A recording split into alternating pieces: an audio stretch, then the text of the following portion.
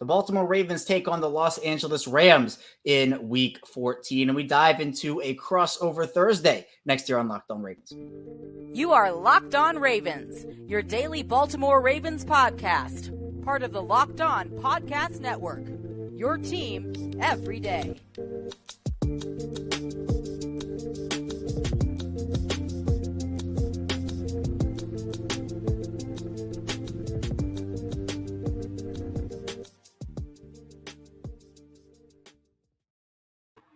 Welcome into another edition of Locked On Ravens, your daily Baltimore Ravens podcast. I'm your host, Kevin Ostreicher of Ravens Wire here on the Locked On Podcast Network, your team every day. Thank you so much for being here with us today and making Locked On Ravens your first listen each and every day. As always, we're free and available on all podcasting platforms. That includes over in video form on YouTube and in audio form wherever you get your podcast. It's the same show, both audio and video, so you're not missing out either which way. If you want to drive into work one day listening, or if you just want to lounge around the house and relax and watch on YouTube. Either way, you're getting the same content. Today's episode of Locked On Ravens is brought to you by PrizePicks, the easiest and most exciting way to play daily fantasy sports. Go to prizepicks.com/LockedOnNFL and use code all lowercase LockedOnNFL for a first deposit match up to $100. We're back here with another crossover Thursday episode. We'll be talking with Travis Rodgers of Locked On Rams as the Ravens take on the Los Angeles Rams in Week 14. We're coming up on the anniversary of that Ravens drubbing of the Rams, which I'm sure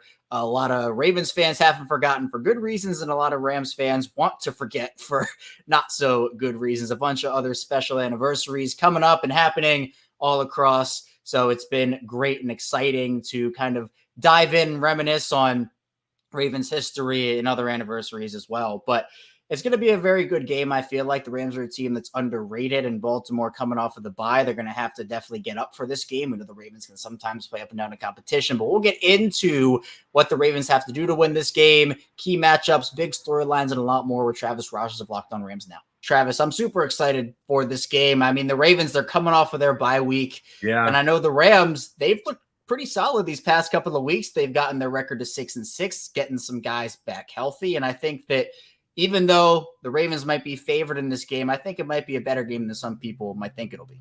Yeah, I've kind of changed my tune on it too, Kevin. I thought that, when the schedule comes out, we'd all do what we do, right? You're like, okay, I think you're going to win here, win there. And then there's a couple of, all right, you're definitely going to win this. And there's a couple of, you're definitely not going to win this. This was one of those definitely not going to win. In Baltimore, late in the season, Baltimore dominates the NFC. The last time we saw Lamar Jackson against the Rams, we saw what that looked like. That was terrifying. I don't think I haven't gotten over that Monday Night Football at the Coliseum from a few years ago. But now it feels a little different. Rams are playing a lot better. They found some players. They've gotten healthy in the right spot. So I don't think that the Rams are favored. I think they'd have to play nearly as good as they can to beat the Ravens. But it's gone from a no way to a we'll see. Right. And I think that either way here, it's going to be big for both teams because the Ravens are fighting for the number one seed in the AFC. The Rams are fighting for a playoff spot in the NFC. So this game has implications on both sides. But Travis, if you had to pick a storyline, where would you go for the Rams? What's the biggest storyline entering Week 14? Well, I think it's funny. Like you could go big picture and say, can Kyren Williams still be an impactful back the way he has the last couple of weeks? Can Puka continue to set all sorts of rookie marks for receiving yards? And it might be a little more, headline-y. The Rams fired another kicker this week. They moved on from Luke Haversick, who was the replacement for Brett Maher. Both of them were dreadful. So now Mason Crosby is coming in, and a lot more than is Crosby better than Haversick? Who knows? We'll see. But I think the Rams feel like they can go for it now. I don't think they make a move like that if they really didn't think they had a chance to play pretty good football over the last 5 weeks. That's kind of what it signaled to me. And they did it this week. They could have tried to squeak it through one more. So I think they think they have a decent chance this week. Yeah, I think they understand that, it's winning time right now. You got these last 5 games, and that's what it is. And it's the same thing both ways, which I think is really big. But health is always a factor here in Baltimore. Well, it's everywhere, Travis. Everywhere it's health. But the Ravens these last 4 years have been one of the most, if not the most, injury-riddled team in the NFL. But it actually hasn't been as bad this year. They had the bye in week 13. They're able to hopefully get some guys right. Ronnie Stanley's been dealing with multiple injuries, and to be frank, he hasn't been very good for the Ravens this year. He's been their weak link on the offensive line, which is very weird to say after covering him for so many years as one of these elite left tackles in the league. Odo Beckham, who I know familiar face over there in Los Angeles, had plenty of praise about Sean McVay in that Rams team on Wednesday, saying that Sean McVay was the one who brought the love back for football for him. So he's very appreciative of that organization, obviously where he won the Super Bowl. But other than that, the Ravens injury report, pretty good. Rashad Bateman missed Wednesday with an illness, but other than that, Baltimore, outside of the Mark Andrews injury, outside of J.K. Dobbins, is looking pretty solid health-wise. How about in Los Angeles, though? Yeah, they've been pretty good so far. Obviously, Matthew Stafford missed the one game, which led to a terrible loss in Green Bay, which made the Rams again say, okay, that's not good enough. Brett Rippon is out, and here comes Carson Wentz. Kyren Williams came back 2 weeks ago. He's looked really good in the 2 games since then. Rams offensive line has been pretty healthy over the last few weeks. You always worry a little bit about Matthew Stafford just because last season, missed a good chunk of time. He missed the one game this year. Things like the thumb and the hip, you just, when you have an older quarterback like that, you're never quite sure. But, knocking on wood right now, much like the Ravens, the Rams are pretty healthy especially for the second week in December. Yeah, and usually, again, we've seen just a string of quarterbacks go down over the course of this entire season. I know Stafford has missed his games. Lamar got injured in the Cincinnati game on a run, but he vows he's fine on that ankle, did a little jumping up and down in his press conference to prove to everybody that he was okay. But how would you assess Matthew Stafford this year? I think, on one side, Lamar's in the MVP conversation, and he's been doing his thing in Baltimore, but Matthew Stafford he's a veteran. He's a Super Bowl champion, and I think he's still a solid quarterback. Yeah, it's funny. Like, your guy, Lamar Jackson, everybody knows, oh yeah, he's one of those guys. And you just, you see a highlight package, you see a game here and there, and you're like, okay, Lamar Jackson's an elite player. Jumps off the page at you. Matthew Stafford used to be a fantasy darling, right? He'd throw for 4 touchdowns and 400 yards in a game. And now that's not what's happening. So if you don't catch a lot of Rams football, and you just look at the size, threw for 220 yards, no touchdowns, no interceptions. Okay, fine. And then another day throws an interception here. The numbers are not going to tell the story. He's the only reason they win games. He's still that guy. He's that good that he makes things happen because he's very smart. He identifies things very quickly, and he still has an elite arm. He makes some mistakes, right? But he's carrying so much of that offense on his shoulders. I'll tell you a quick story, Kevin, from last week. You could see it. They break the huddle. My co-host on the Rams pre-half and post-game show, Kirk Morrison, who played in the NFL for 9 years, he goes, oh, they're going to hit something in the middle right here. He can see it. And at the line, Stafford, you could say, kills the play, looks around, everybody's, okay, got it. Boom, snap comes. Puka does a little in really quick. And the difference was he was open for about a half a second and about by this much, right? And the ball, and is a good, 15, 20-yard throw, zip. There aren't 10 guys in the league that make that throw. There might not be 3 guys in the league that see the matchup that you want at that point. And that's what Matthew Stafford is. He's not going to light up your fantasy team, but if you watch him every week and you watch how he goes about it and you see how little talent there is offensively relative to some other teams, it's all about number 9. Speaking of fantasy darlings, Puka Nacua has burst onto the scene. I know we were talking before the show, Travis. I invested a lot of stock in Kyren Williams and Cooper Kupp, so the good and the bad for the Rams this year a little bit. But Puka's been awesome and suffered the shoulder injury last week. Seems like he'll be good to go, but do you expect any limitations from him against Baltimore? He's such a physical player. You always worry. He left the game twice last week. We all saw the one where he went down and landed on his shoulder, and they called it a rib injury, and clearly he was shaken up. It took him a minute to kind of get off the field, but he left the game earlier in the first quarter with cramping. He's a tough guy, so he takes a lot of contact. He plays hard every single play. I always worry about Puka's health. I don't know how limited he'll be, but I know that he'll be out there, and I'll know that he'll give whatever it is. He's a very tough guy. And for you, for me in Los Angeles, I think that's a team that can sneak into the playoffs and honestly maybe do some damage if they can get everything right.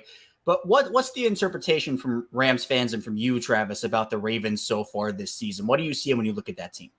That they're really hard to beat, that they're pretty well coached, that they have a quarterback that can make things happen on his own. That's like, I think, the scariest thing when you're watching another team that you're playing against or you're betting against or whatever it may be, there's always guys that may go, oh, no, not this guy again. And Lamar's one of those guys, right? Because I mentioned it a minute ago to you that night that we saw him on Monday Night Football a few years ago at the Coliseum, it was like just a high school senior playing with fourth graders. He was just running around people. Still a little PTSD from that. So I think that elite quarterback who you mentioned might win the MVP. And how do you deal with him? How do you not let him break your neck? It's really big because Baltimore has seen in this new offense with Todd Monken the evolution of Lamar, and that's what they wanted to see this entire time. And coming up in the second part of the show, we'll take a little bit of a key matchup look. Who's going to be able to get the better of their matchup in this game? So be sure to stay tuned. Plenty to talk about on both Locked On Ravens and Locked On Rams. First, this episode of both Locked On Ravens and Locked On Rams is brought to you by LinkedIn. When you're hiring for a small business, you always want to have as many top-tier candidates as possible to interview. That's why you have to check out LinkedIn Jobs. LinkedIn Jobs has the tools to help you find the right professionals for your team faster and for free. And LinkedIn's been a great tool for so many people, so many positive experiences coming out of LinkedIn. And it's really important to have quality candidates to interview. And LinkedIn is really easy to go out there and find them. LinkedIn isn't just another job board. LinkedIn has a vast network of more than 1 billion professionals, which make it the best place to hire. And hiring is really easy when you have that many quality candidates. So easy, in fact, that 86% of small businesses get a qualified candidate within 24 hours. LinkedIn knows that small businesses are wearing so many hats and might not have the time and resources to hire.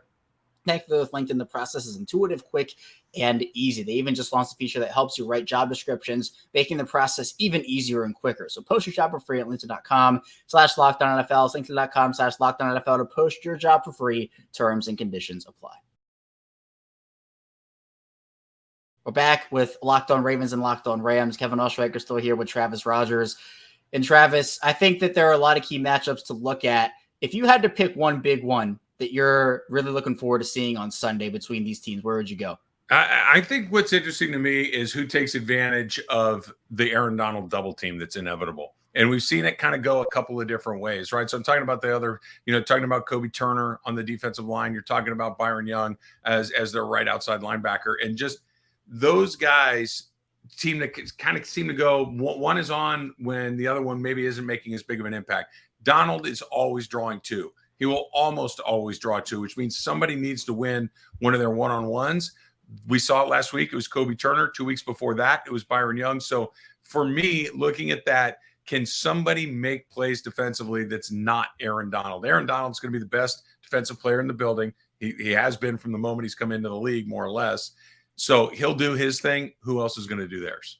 Yeah, and you speak about the trenches, which I think is big too, because on the other side of that for Baltimore's defensive line, Jase Medical, who works out and trains with Aaron Donald in the offseason. He has been compared to Aaron Donald. Now he's not there yet, but he is certainly on track for a big payday this offseason. 10 sacks in a contract year. First Ravens double-digit sack player since Terrell Suggs back in 2017, 6 years ago. So it's been a while that Baltimore's had a double-digit sack player. But that Rams offensive line, Travis, talk to me a bit about Kevin Dotson, because the Rams pick him up in a trade from Pittsburgh for essentially pennies, and he's turned into one of the best, if not the best, guards in the league right now. He has been invaluable to what they've done, right? The Rams did something that I think is pretty actually impressive and a little bit under the radar at this point because they're playing a little better than I think anybody might have anticipated. They found 5 starters in last year's draft. In one draft without a first-round pick, they found 5 starters. And you go through it, and we talk about Puka, and you talk about Avila, you talk about a Byron Young and a Kobe Turner. They've got guys that have done it.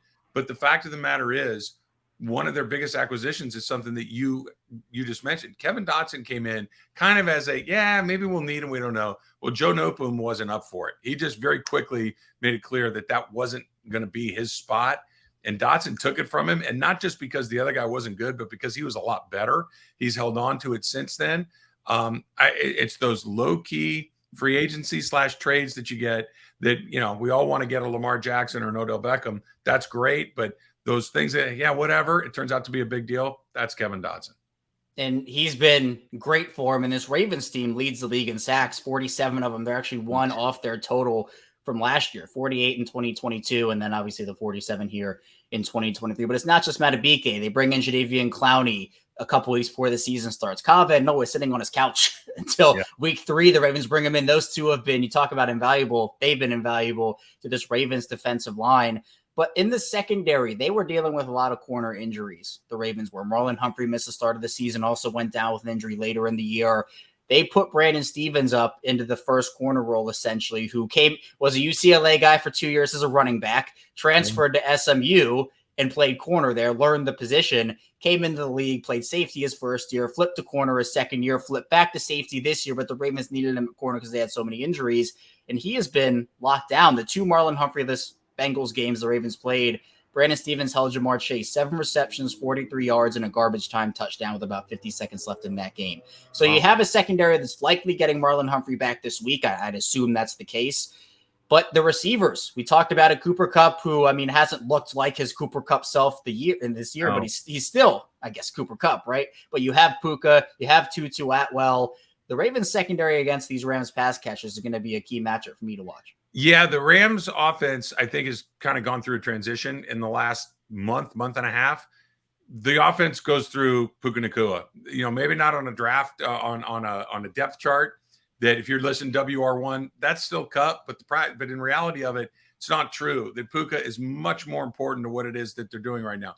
I don't know if Cooper Kupp isn't healthy or not, but I kind of hope that it's not. Because if this is how he plays 100% healthy, I'm really worried about how this is going to age from here, because he doesn't look like himself. He looks like he's a half a step slow. He looks like he's a little tentative where he never was before. Now, to your point, Kevin, you saw him score a big touchdown towards the end of the game last week against the Browns. That was a big touchdown that they needed at that point. He did catch 5 balls, but it was just for 38 yards. He didn't have a huge impact on the game, and you could feel Puka, right? Puka's presence was front and center the entire game. Once you get past those 2 guys, I think the threat of the wide receiver might have changed a little bit too. Tutu Atwell was kind of at the front of the line for that WR3. He's had some big plays, but really inconsistent and impacting the game. And in the last 2 weeks or so, you've kind of seen the usage rate between him and former Raven Demarcus Robinson kind of flip back and forth now. He played a lot last week. He made a couple of big catches. Feels like we're phasing Tutu out a little bit and Robinson back in. Yeah, and I think when you're talking about these unsung heroes, Kyren Williams has been that guy for them and has taken over the role. They trade Cam Akers midseason. It's Kyren Williams' backfield over in Los Angeles. Missed the time with the injury, came back from injured reserve a couple weeks ago and left. He left off at a good place. He came back and just kept that pace going. Yep. And you talk about the Ravens, they're a top 10 unit in almost everything and in a lot of different positions. They're a top 10 offense in rushing and passing, top 10 defense in passing, but their rush defense is 22nd in the league in terms of net yards per attempt, with 4.3 given up on the ground. Now, the Rams, in terms of net yards per attempt, they're a middling rushing team. They're 13th, but I think for the Ravens, some of the issues have been sometimes getting out physical at the line, and we talked about that Rams offensive line headlined by the Kevin Dotson edition. I think that it's going to be important for either team, whether it's the Rams winning that on offense or the Ravens winning that on defense. In the trenches, we're going to see some physical battles. So you mentioned him. Kyren Williams has played in 6 games for this team so far this year. He's been really good in 3.5 of them. So he missed the middle part of the season, right? When the Rams really kind of dipped down and had that extended losing streak, he wasn't a part of that. He wasn't there. So the team numbers are not good, because when you're dealing with Darrell Henderson and some other guys that they had in there, that just wasn't going to be good enough. But with Kyren Williams, they've had success running it. I hesitate to do this a little bit for fear of jinxing it. It feels like Sean McVay has finally come around to running the ball, even when it's not working, is still an effective thing to do, because he just wants to pass. I think Kyren Williams is a big part of that. So if they balance that out, even if they're not gaining a ton of yards, even if they're not, getting big chunk plays, a commitment to the run, even if it's not necessarily successful, I think is important. And I think that in the Rams secondary, most of the names in there might not be familiar to a lot of people. We're gone to the Jalen Ramsey days and Darius Boyd, all those guys. They're not there anymore. But what can you say about the members in the secondary and who might be tasked with slowing down guys like Zay Flowers and Odell and Rashad Bateman? Well, you mentioned Kevin Dotson a minute ago. They got to kill Witherspoon in the offseason too, which was another guy that's kind of bounced around a little bit. And maybe he's not an all-pro candidate or anything like that, but is the veteran in this room by a mile. Like you just mentioned, Jalen Ramsey's gone. So Jalen Ramsey was kind of running that thing for a long time. Great time that he had here with the Rams, but they went in a very different direction. We saw him draft Darian Kendrick. You see him draft Durant. You see them do some of these other guys. Russ Yeast is in there. Lake is in there. They're really inexperienced for the most part, but it kind of works. They give up some big plays. They're going to give up some chunk yardage. They don't give up a lot of points. They've held their opponent to under 20 points 4 weeks in a row. So, and for a team that was supposed to win by offense, they've really kind of stayed in this with defense. And while I thought that secondary was going to be super vulnerable, it really hasn't. It's been good enough, which I think is better than anybody thought it was going to be coming into the season. And the interesting part about Baltimore's offense is I think when you talk about replacing Greg Roman, who is, the run guru, he's the guy who orchestrated that Ravens rushing attack, to going to Todd Monken, you would expect, the pass defense or the pass offense is just going to be, clicking on all cylinders, but it hasn't necessarily been that way for the Ravens this year. And I think it's part of just the adjustment period for Todd Monken, but they are running the ball super effectively. But the passing offense has been a bit inconsistent. Lamar Jackson also has not hit on very many deep shots this year. He's certainly attempted them, but whether it's he's overthrowing guys or receivers or just dropping them, they haven't been able to hit on a lot of them this year. So maybe this is just an unstoppable force meeting an immovable object where, something's going to have to give here. Right. That's right. Somebody's going to be right and somebody's going to be, we need to change everything. Exactly. So one of these teams will, I think, have good news in that regard. The other team, might have to go back to the drawing board. But I do think that there are plenty of opportunities for both teams to exploit the other. And I think we're heading for a very good game in this one. Yeah, I hope so. The Rams season has been peculiar. They open up with a win against the Seahawks, and nobody was really expecting much from. It's like, oh, that looked pretty good, but let's see what it is.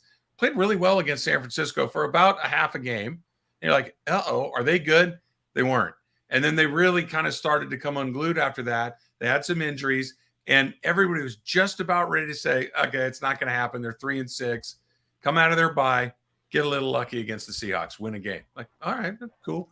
You get the exact right team after that in Arizona and the Cardinals. The Rams could beat the Cardinals with you and me. They always beat the Cardinals. That's just one of those matchups, right? You win that game big. You get Cleveland in. Cleveland, as you well know, they're a good team. And I know that Joe Flacco was playing quarterback, but he wasn't that bad. It was a pretty good NFL game. And when they beat Cleveland, it kind of, for the first time all season, I think, for Rams fans and people that cover the team, were like, are they good again? And so we're right there, right? You beat Baltimore. There's no question that you're good again. You're in the mix. You might have even bought yourself a little cushion down the stretch to maybe stub your toes somewhere down the line. If the Ravens go out there and paint them up and down the field, we're right back to where they were. It's like, no. Cleveland had a bad day.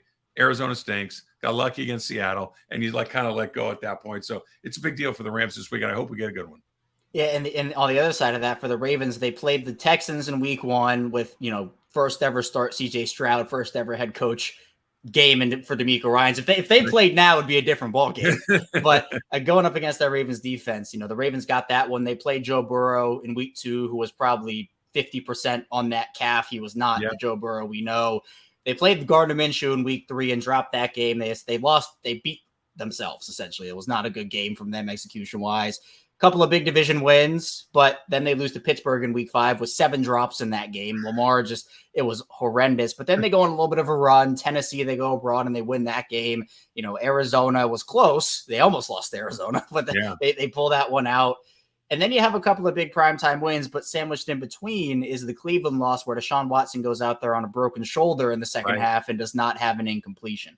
So the Ravens are 9-3. They're in to tie for the top spot in the AFC. But I think what's frustrating for a lot of the fans in Baltimore is, well, they could be this or they could be that, but you are what your record says you are. Every team has that excuse. So they're a 9-3 football team and they're good, but this is going to be a good game on Sunday. And coming up in the final part of the show, we'll be talking about predictions and what each team has to do in order to secure a win against the other. So be sure to stay tuned. A lot to get to on both Locked On Ravens and Locked On Rams.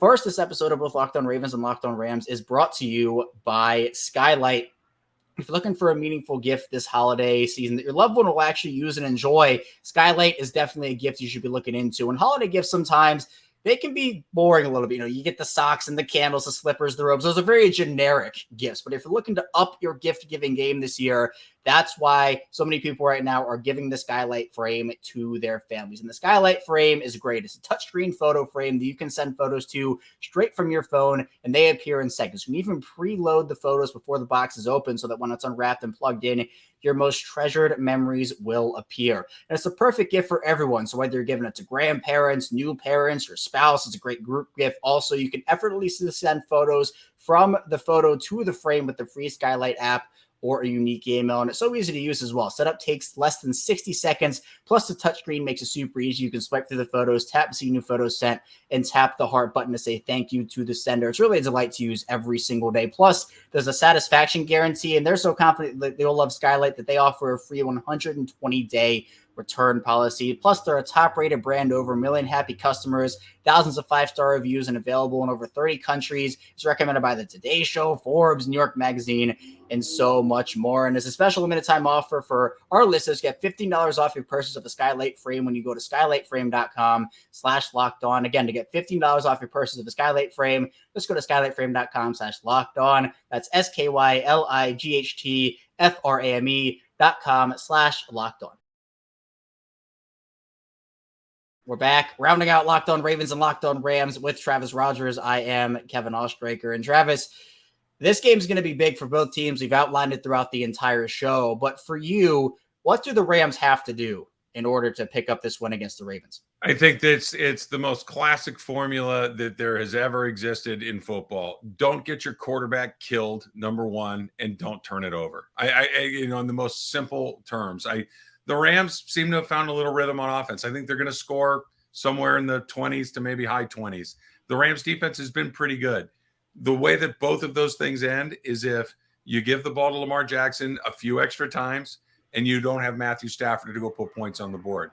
We've seen him, the game that he didn't play, the Rams had zero chance against against Green Bay. Every other game they've played on the Cowboy game where they got destroyed, they've been in it. And the only reason they've been in it is because number 9 does things that are really, really amazing. Keep him healthy. Don't turn it over. Try to limit the possessions that the Ravens get. Lamar, the Lamar factor, like I said, I'm still seeing him running up and down on the Coliseum. Hopefully he doesn't like SoFi as much. I think that's it. Keep him off the field. Keep your guys on it, and don't turn it over. Yeah, I think that, in that game, it was the Marcus Peters revenge game, too. He comes back and gets the golf interception. It was memories aplenty for the Ravens. I know the Rams are just kind of like, get that out of here. But don't want to talk about that anymore. But, yeah, for the Ravens, as I kind of talked about in the second segment, Travis, this team beats themselves sometimes. They play up and down the competition. And this is not – look, the Rams are not the worst team in the league. I think the Rams are actually pretty good.